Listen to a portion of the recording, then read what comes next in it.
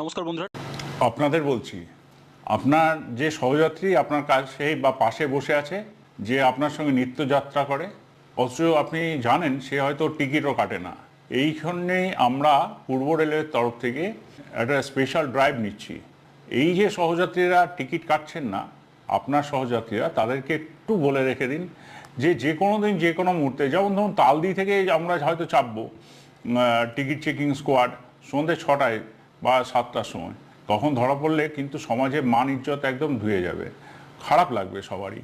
বা এটাও হতে পারে আমরা যারা হাওড়া ডিভিশনের যাত্রী তাদের কথাও বলছি, তাদের জন্য আমরা হয়তো আরামবাগে চাপলাম, মানে এমন একটা লোকেশনে চাপবো যেখানে হয়তো মানে কোনোদিন আশাও করেননি মানুষজন যে আমরা টিকিট চেকিংয়ের জন্য ওই সন্ধ্যাবেলায় 7টা বা 8টার সময় আমরা টিকিট চেকিং করব।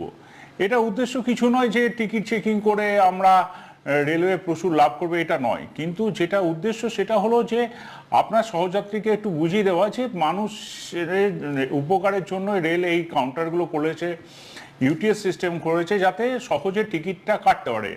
আর বাসের থেকে রেলের ভাড়া অনেক কম, তো টিকিটটা যদি নিয়ে নেয় হাতে তাহলে তো অনেক সুবিধা, এই সামাজিক অসম্মানটা তো হয় না।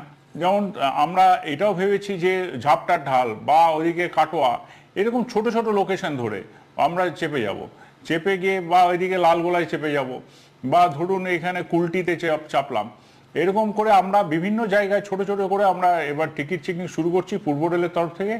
শুধু আপনাদের কাছে এটা বিনীত অনুরোধ, আপনার সহযাত্রী যে টিকিট কাটছে না তাকে টিকিট কাটান, মাত্র 5 থেকে 10 টাকা মাত্র ভাড়া, যেখানে বাসে অন্তত 50 টাকা 70 টাকা 100 টাকাও বাস ভাড়া হয়ে যায় সেই সমদূরত্ব জার্নি করতে গেলে।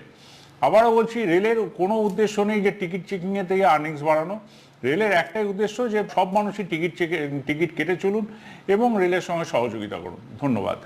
আজকে আমার ভিডিওটি ভালো লাগলে লাইক করবেন, চ্যানেলটিকে সাবস্ক্রাইব করে পাশে রাখা বেল আইকনটি প্রেস করে নোটিফিকেশন অল করে রাখবেন। সবার সুবিধার্থে ভিডিওটি শেয়ার করবেন।